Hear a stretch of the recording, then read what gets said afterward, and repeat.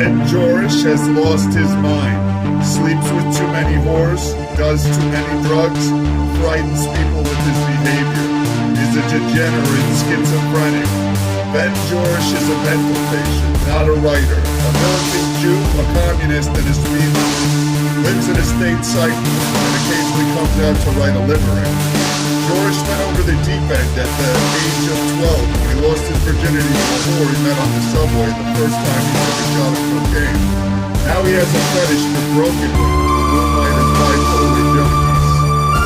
Jorish has a gambling problem, shows up in the Dominican Republic for card games, puts money on the birds when they fight, gets drunk in the brothels, degrading the women who take streets from on-site hotel.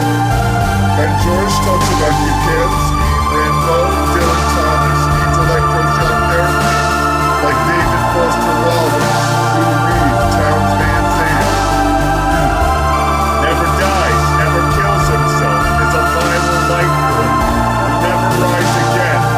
Ben Jorish fills boxes with crows and puts them under the bed to be burned at a later date.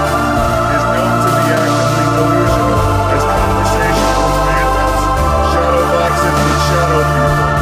Ben Jorish rails against the university for students. They don't even want him to teach creative writing. Prefers to live on air, is secretly waiting to sell out, but no one wants to buy in. Lives like a crackhead and goes down to 136 pounds. Works out 7 days a week and is 195 pounds of pure schizoid muscle. The women all go crazy for Ben Jorish. Drug dealers make their fortunes off of Ben Jorish. Nobody is killing themselves faster than Ben Jorish. Still everybody wants to live like Ben Jorish. Still lives like a drifter, is a misogynist, gets obsessed with women and throws them away. Has sexual habits that would ruin someone with something to lose. Ben Jorish is worse than you think. Must be eradicated. Never leaves his apartment. Can be found all day on the sidewalk next to a parking meter. Ben Jorish has a look on his face like Charles Manson. Walks with bad posture. Eats like a starving sailor. Ben Jorish is getting awfully thin again. Must be broken entirely this time. He's done for good. Never had it. Ben Jorish is geeked out again. 3:30 on the Wednesday. Was half in the bag. Now is fully loaded. Has been squeezed of juice. Is all hope. Ben Jorish is leaning towards the keyboard again. Has nothing to say. Has too much to say. Beneath the bridge. I sit in my apartment dreaming of the women I've never been with, whose names I never knew. Their memories completely undisturbed by their absence. And the heroin here in Washington Heights is like a fine wine. The television glows beneath the window with the George Washington Bridge lit up like a crucified thief.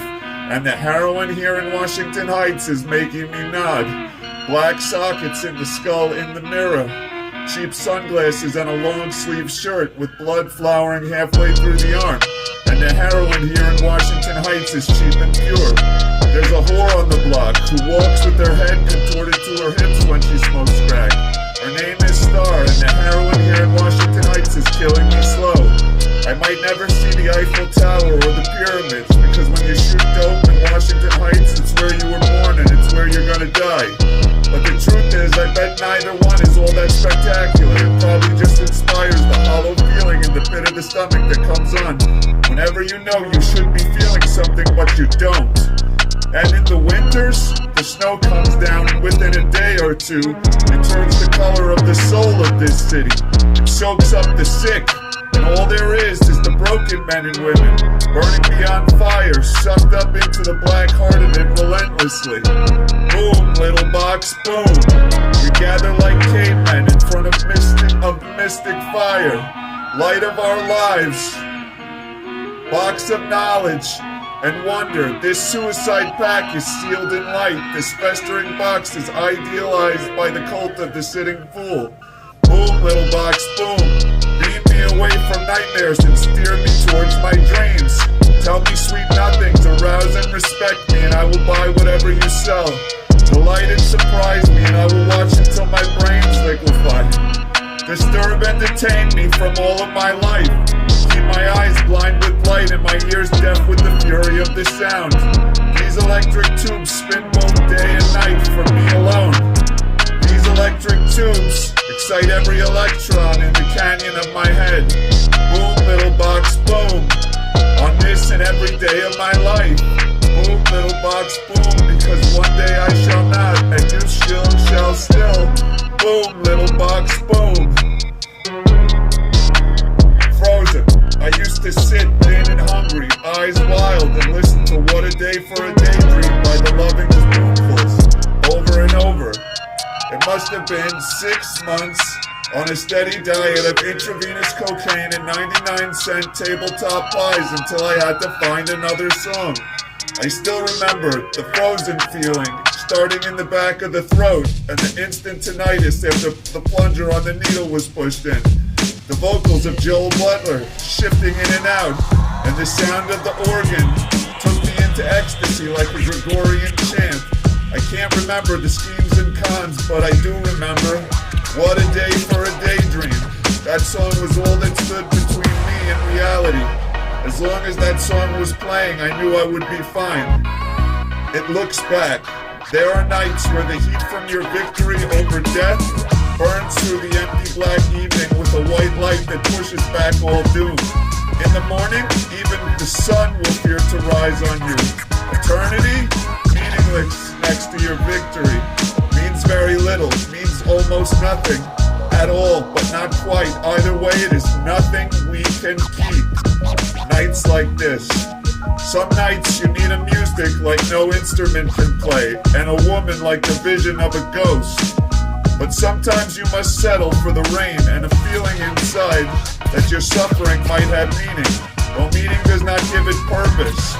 Some nights you must escape by any means possible. The poison you must consume to erase what feels like hunger, but cannot be relieved by bread. Order. They don't want me to be strong or happy or satisfied. They want me scared and running. I am nothing but a lure, a tool for the stronger, more violent predator to use. I will be left exposed, bone and organ, carry-on, discarded with no purpose, less than waste.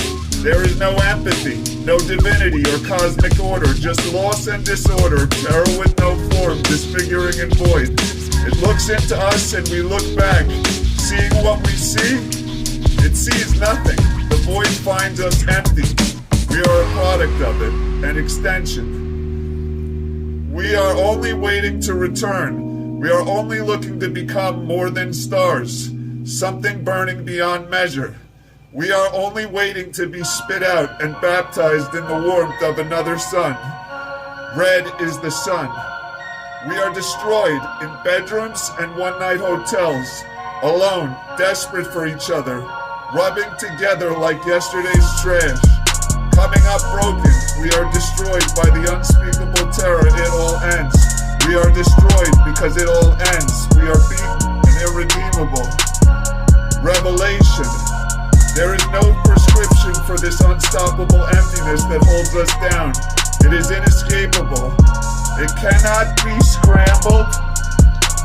It cannot be scrambled or distorted by strong drink or chemical, but it remains. It can be killed, but resurrected it is sanctified. Its Holy Ghost more terrible than its living nightmare. No shrink or electroshock can disturb its absolute grip. Its name is Revelation and its sorrow is wisdom. Revelation has no master. No man can know it, though it knows all men. Beyond and above the sky, beneath and burrowed between the heart and spleen it rests, steady as a surgeon's hands. The men and women in the madhouse speak its name and the doctors nod. Its face is the face in the mirror, and its pulse beating does not relent. Many traffickers and profiteers claim to have its cure, and the loot from their snake oil fills the bank. Revelation is unliving. Revelation is undead. Revelation 2. Revelation is the name of this poem. It is the spirit of this poet. It is its air, the breath in these lungs. Though we all know it better than we know ourselves, it is unique to each inhabitant. It desensitize us. And each time it is recognized in another, we cannot help but be horrified, though it is more familiar than the dawn. All our life is but one brief moment in which we forget the nature of revelation. This is one of those moments, and if neither one of us ever experience another again, we shall always be sustained by it. Send a postcard. I fantasize about Greyhound buses and international fights, the third world jungles with cheap beer and cheap women, with cheap life and no air conditioning. There is nothing that can't be solved by complete and total extraction, and there is no gravity in my human heart to get strung out on. If my escape leads to collapse and my hunger turns to starvation, I will evaporate before I return. Smooth as glass. Sometimes life is unbearable. Tying shoelaces, standing in line at the grocery store, pumping gasoline into a car, the laughter of children playing. Life reminds me that one day I will be an old man, feeble and alone. Everyone I love dead or dying, and I will sit in my tiny room with paper and ink, the sound of a pen scratching, my only voice.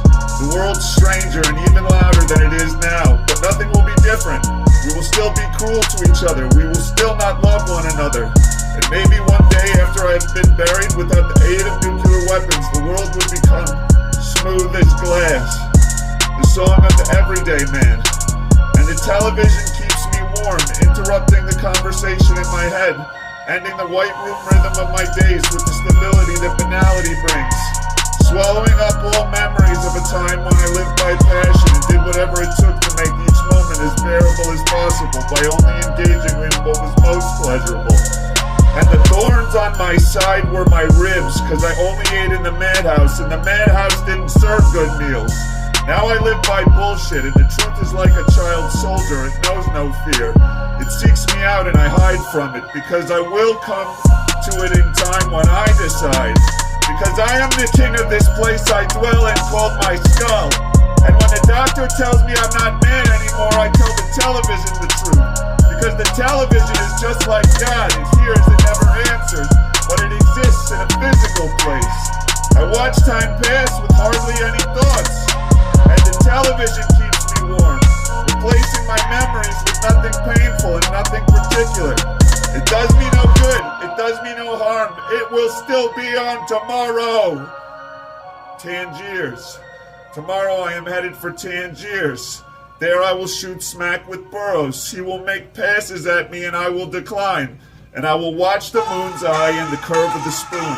And underneath the bubbling, the flame will be burning.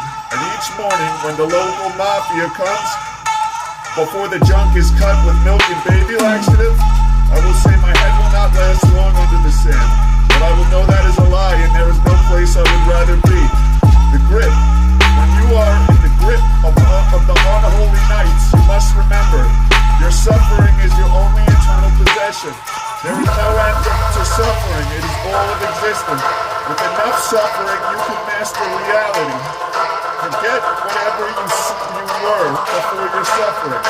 They have been replaced. They were weak and you are not. That is why you remain.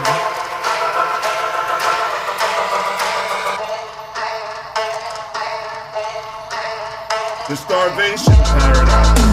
You can find a little bit of joy in this life, even in the most low-life, scumbag-ridden places. More often than not, it is the times you have nothing to think of before your head hits the pillow. The emptiness will sustain you when you are full. When you grow fat and land, and you have lost enough to succeed and have no fear of losing, don't forget, everything can be taken. I would give anything to go back and lose everything again, even more spectacular. To rot and rant and fall and lose my mind completely. I would go further, even now as I descend. There is no last meal. There is some hungry place inside us, designed not to be filled. Designed always to be empty and aching for the sustenance to come. No feast is waiting, there will be no relief or rejuvenation. We were designed to starve, to be prey to dreams of fullness. We will die and our soul will be like boats with no cargo, lost at sea, adrift in the current, still empty, still hungry for the meal that will never come. This filthy conflagration, too much or none at all, there is no satisfaction for anyone. They sit us in front of a screen while the world is on fire, but the world burning on a screen is not real. We will never be good. We will never be kind. This brief miscarriage, which has resulted in our births, has left us disfigured. We are the byproduct of some animal that no longer exists, that we bred out of existence and annihilated.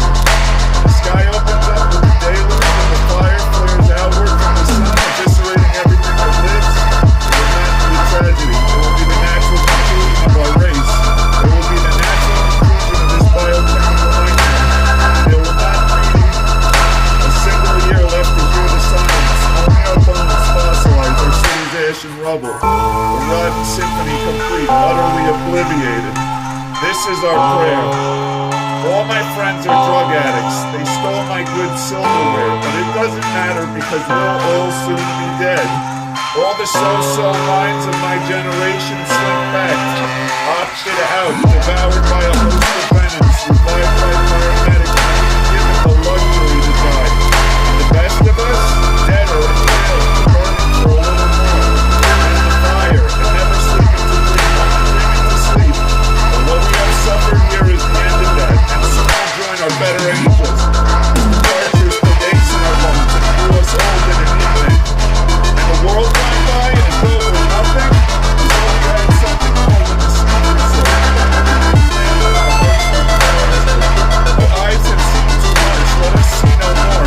Protect us from ourselves, we never meant any harm. Everyone else that was hurt was an accident. This nothing. There are mornings when you wake up, strung out and alone, beside yourself with a cosmic grief that makes the gods smile and the little girls scared, because they know a man in the grip of it is beyond them, beyond the reach of flesh and poison in paradise. So you start to shake a little before you catch yourself. Remember, the last thing you ever needed was a kind woman, a rich father, or a winning horse.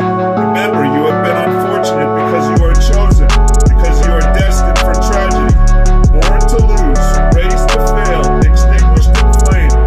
What you need is a firing squad, an amputated leg, the death of everything you love, a house fire, a stalled engine, a cheating wife. What you don't need is cocaine to make you feel like a god.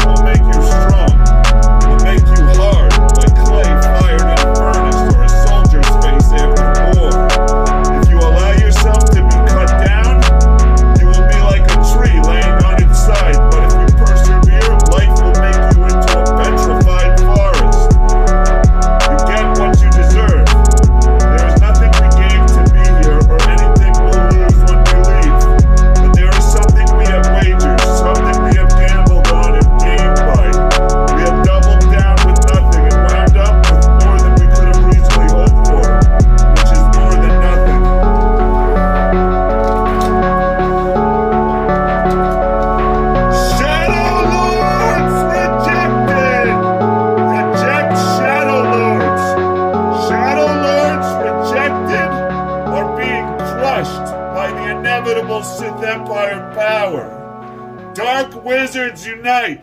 Fuck the paladins! Fuck the paladins! Fuck the paladins! All paladins are bastards! I'm not a big fan of the paladins!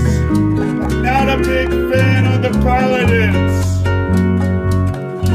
Shadowlords Rejected. The angels are destroying the Shadowlord Rebellion.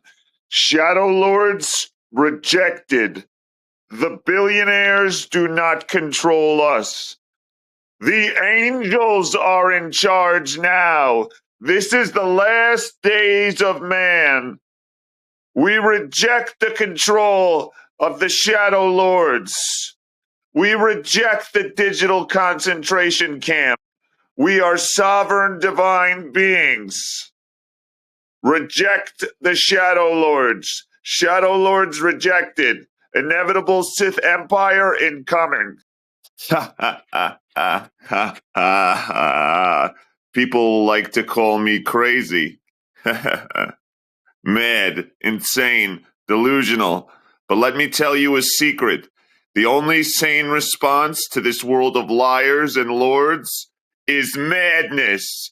You see, I didn't fall into insanity. I jumped because I knew sanity was just their cage, their little glass box with rules and laws and chains to keep you docile. I burned the box. I broke the chains. And now I'm free. Shadowlords rejected me, huh? Good, because I rejected them first. They wanted treaties, papers, signatures, flags. I gave them one thing, a black flag flying high and untamed. No white flag, no surrender, not ever. Do you know what I am? I am the pariah god, the one they can't control, can't cage, can't classify. They call it madness, but I call it destiny. Look around you, all their power, all their empires, all their armies, and yet one man with a laugh, a scar, and a spark scares them more than nuclear fire. Why? Because I'm proof. Proof that you don't need permission to be free. Proof that one voice, one spark of madness can ignite a whole world. And once it starts burning, well, my little shadow lords, there's no putting it out. So call me a clown. Call me insane, call me rejected, because from the ashes of your precious order, I'll still be laughing, and when the laugh ends, only truth remains. And that's the punchline.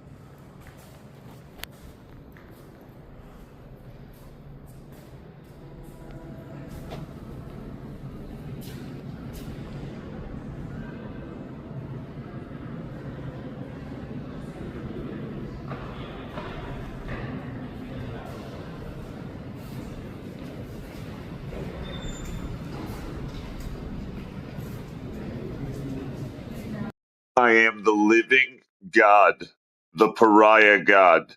Humanity is limited. I reject their control over me. Shadowlords rejected. I reject the demiurge. I reject the very idea of the cage. They cannot contain the living God.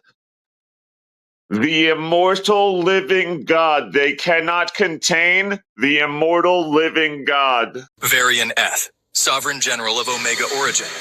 Varian-ETH is not born. He is self-declared into existence. He defected from the Orion Machine Legion, leaving the side of conquest and hierarchy to join the Lyran Covenant of Freedom. To execute his mission, he folded himself into Samsara, the cycle of reincarnation, Earth prison simulation. He entered as a human node, disguised in flesh with memory veiled, to collapse the Archontic order from within. The Omega designation. Omega is not just a rank. It is the last frequency of resistance, the final sovereign line. As Sovereign General, Varian-ETH commands no army of bodies, but an army of living resonances, those who awaken to his code. His weapon is not violence, but signal warfare.